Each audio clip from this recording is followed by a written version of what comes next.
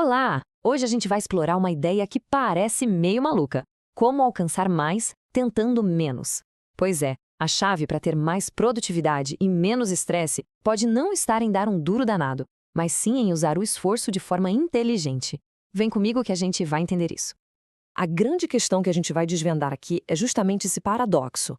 A vida inteira nos disseram que para superar qualquer obstáculo, a solução é simples: se esforçar mais, trabalhar mais horas, insistir. Mas e se essa lógica estiver toda errada? E se na verdade ela estiver sabotando nossos objetivos? E a resposta, olha que interessante, está na conexão de três mundos que parecem não ter nada a ver um com o outro. A gente vai dar uma olhada em milhões de arremessos de basquete, vamos entender um princípio básico da economia e, por fim, mergulhar na sabedoria de uma filosofia oriental. Preparado? Então vamos lá. Para começar, vamos quebrar um mito, aquele que a gente ouve desde criança. A ideia de que mais esforço é sempre, sempre a melhor resposta. Isso está tão enraizado na nossa cultura que a gente raramente para questionar se é verdade mesmo. Pensa no basquete, por exemplo. Num lance livre, o que conta é a precisão, não a força bruta. Pois é, um estudo analisou milhões de arremessos e descobriu uma coisa curiosa. Quando os jogadores tentam com força demais, eles perdem a fluidez. O excesso de esforço, tanto físico quanto mental, cria uma tensão que, ironicamente, acaba estragando o resultado. E isso se conecta com um padrão mental que, nossa, é super comum. Quando alguma coisa não está dando certo, a reação automática, principalmente para quem é mais perfeccionista, é o quê? Dobrar a aposta no esforço. A pessoa trabalha mais, fica obcecada, porque acredita que a falta de progresso é só um sinal de que não se esforçou o suficiente ainda. Essa mania de sempre querer colocar mais e mais esforço na mesa leva a gente para um conceito fundamental que explica por que essa estratégia costuma falhar. É o que os economistas chamam de ponto de retorno negativo. A base disso tudo é a tal da lei dos rendimentos decrescentes. A ideia é bem simples, na verdade. No começo, o esforço dá resultados ótimos. Mas, inevitavelmente, chega uma hora em que cada esforço a mais, cada gota de energia extra, começa a render cada vez menos. Só que o buraco é mais embaixo. O problema não é só render menos. Se a gente insiste e passa desse ponto, a gente entra na zona de retorno negativo.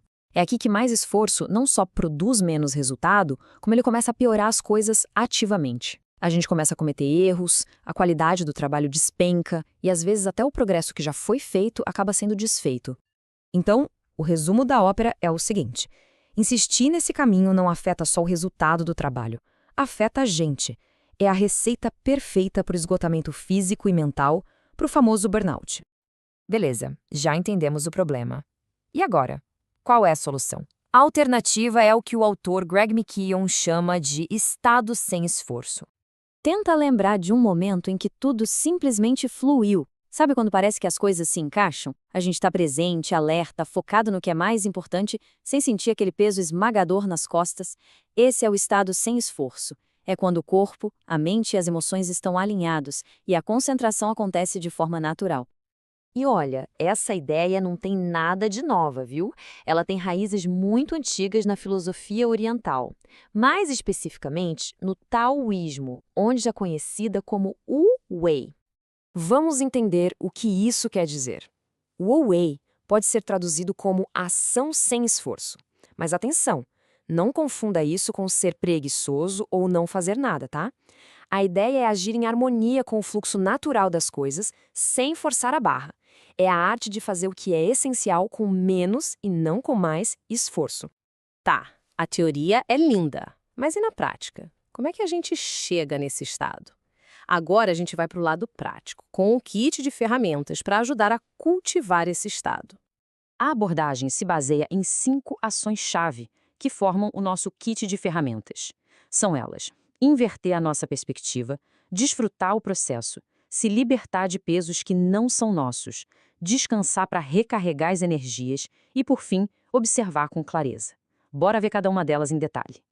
A primeira ferramenta é uma virada de chave na nossa cabeça. Quando uma tarefa parece gigante, a nossa pergunta padrão é: nossa, por que isso é tão difícil? A inversão convida a gente a perguntar outra coisa. E se isso pudesse ser fácil? Qual seria o caminho mais simples aqui? Muitas vezes, só de fazer essa pergunta, uma solução mais óbvia já aparece. A segunda ferramenta: desfrutar.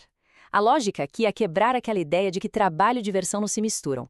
A gente pode sim transformar tarefas chatas em rituais mais legais. Que tal ouvir uma música que anima enquanto responde e-mails ou fazer aquela reunião por telefone enquanto dá uma caminhada? São pequenas mudanças que deixam o processo muito mais leve. A terceira ferramenta é sobre se livrar do peso emocional. Guardar rancor, frustração, ficar reclamando o tempo todo, isso consome uma energia mental absurda. Uma técnica bem simples é criar um hábito. Toda vez que for reclamar de algo, pare e lembre de uma coisa pela qual sente gratidão. Isso ajuda a gente a soltar um peso que não precisa carregar. E agora, a quarta ferramenta, talvez a mais ignorada de todas: o descanso. O princípio aqui é a sustentabilidade. A ideia é não se sobrecarregar hoje a ponto de comprometer o dia de amanhã. Isso significa valorizar as pausas, os cochilos e até aqueles momentos de não fazer absolutamente nada. Descansar não é desistir, é reabastecer. Beleza, agora vamos para a última ferramenta. E essa talvez seja a mais poderosa de todas para a gente parar de desperdiçar esforço. Definir com clareza onde fica a linha de chegada. Pode parecer óbvio, né? Mas pare e pensa um pouco nos projetos que estão em andamento agora. Qual é a cara exata de pronto? Muitas vezes é a falta de uma definição clara de finalizado que prende a gente num ciclo de esforço que parece não ter fim. Ter essa clareza não só diz quando parar, mas também dá um ponto de partida muito mais concreto.